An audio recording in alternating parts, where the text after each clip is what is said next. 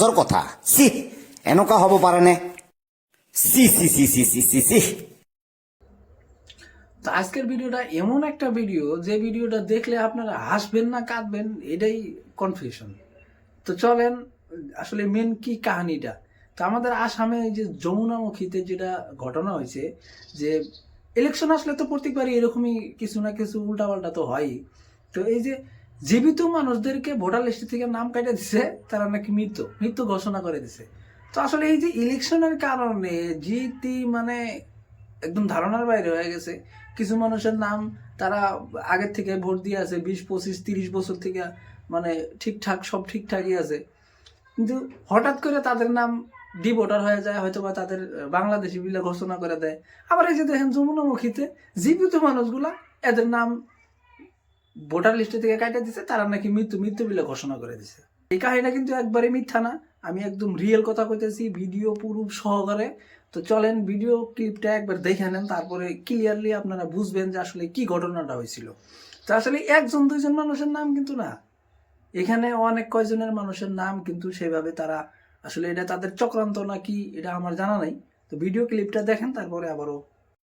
তেখেতসকলৰ কিমান বয়স হৈছে, তেখেতসকল আজি আহিছে থানালৈ, জিন্দগীত থানা দেখা নাই, কিন্তু আজি থানালৈ আহিছে তেখেতসকলে। কিহৰ কাৰণে আহিছে তেখেতসকলৰ মুখৰ পৰা মই কিছুমান বাক্য আপোনালোকক শুনাম, আপোনালোকে ক'ব কি হৈছিলে দাদী।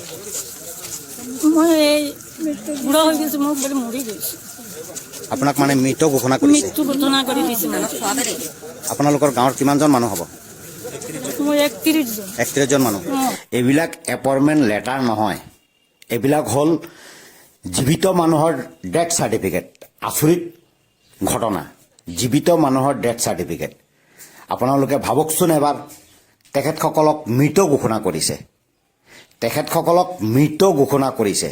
চাৰিওফালে ভোটাৰ লিষ্টৰ পৰা নাম কৰ্তন কৰি আছে। আপোনালোকে সাৱধান হৈ যাওক, আপোনালোকে যিমান পাৰে ভিডিঅ'টো শ্বেয়াৰ কৰিব, সকলোৱে যাতে এই ভিডিঅ'টো পায় আৰু সতৰ্ক হৈ থাকে।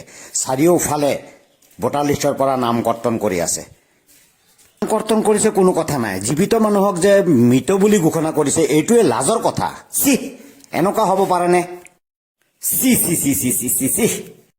নামটো বিষ্ণু দাস, ঘৰ ক'ত আপোনাৰ? বালিৰাম গাঁও। আপুনি মানুহবিলাকৰ নামত অবজেকশ্যন দিছিলে নেকি ভোটাৰ তালিকাত? মোকতো এনেকুৱা মই নাজানাত মানে মোক লৈ গৈছে, মোক কৈছে টমটম দিব বুলি, সেইটো কাৰণে।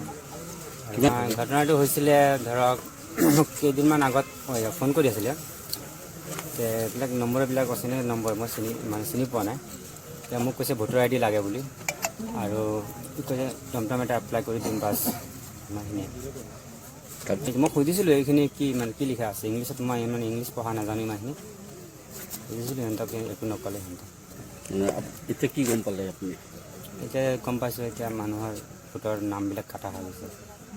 মানে আপত্তি দিয়া বুলি পেলাই আপুনি আপত্তি দিয়া বুলি গম পাইছে এতিয়া? অঁ, এতিয়া মানুহবিলাকে আপোনাক কি কৈছে?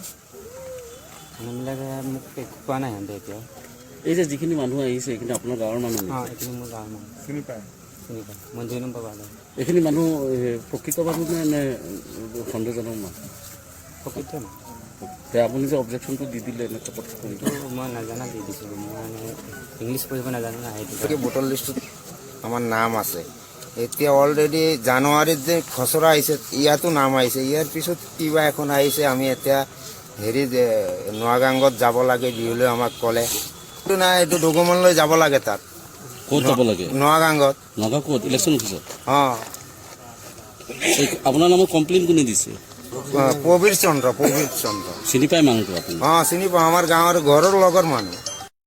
লাগে আৰু আমি ইমান দিনৰ পৰা ভোট দি আছোঁ, আমাৰ দেউতা খুৰা তেওঁলোকে ভোট দি আছে। এতিয়া তেওঁলোকৰ যে নামটো কৰ্তন কৰা গৈছে, এইটো মানে কেনেকুৱা মানে হেৰি কৰিব লাগে। এইটো মৃত্যু হ'লেতো এইটো বেলেগ কথা, মৰি গৈছে, এইটো নামটো কৰ্তন হৈছে এইটো বেলেগ কথা। এইটো জিন্দা আছে মানুহজন, তেওঁৰ ইণ্টাৰনেশ্যনেল পাছপোৰ্ট আছে, তেওঁ মক্কালৈ গৈছে হজ কৰিবলৈ, তেওঁৰ নামটো কেনেকুৱা কটা যোৱা যায়।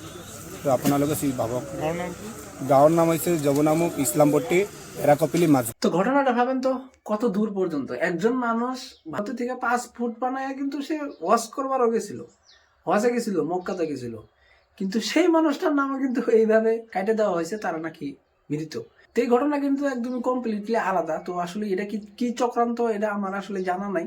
তো মুসলিম মানুষের কোনো সময় দেখা গেছে তা সন্দেহ করে কিন্তু তাদের নাম কাটে দেওয়া হয়, তাদের বাংলাদেশি বিলা ঘোষণা করে দেওয়া হয়, আবার দেখেন তাদের নথিপত্র সবকিছুই আছে কিন্তু মৃত বিলা ঘোষণা করে দিছে।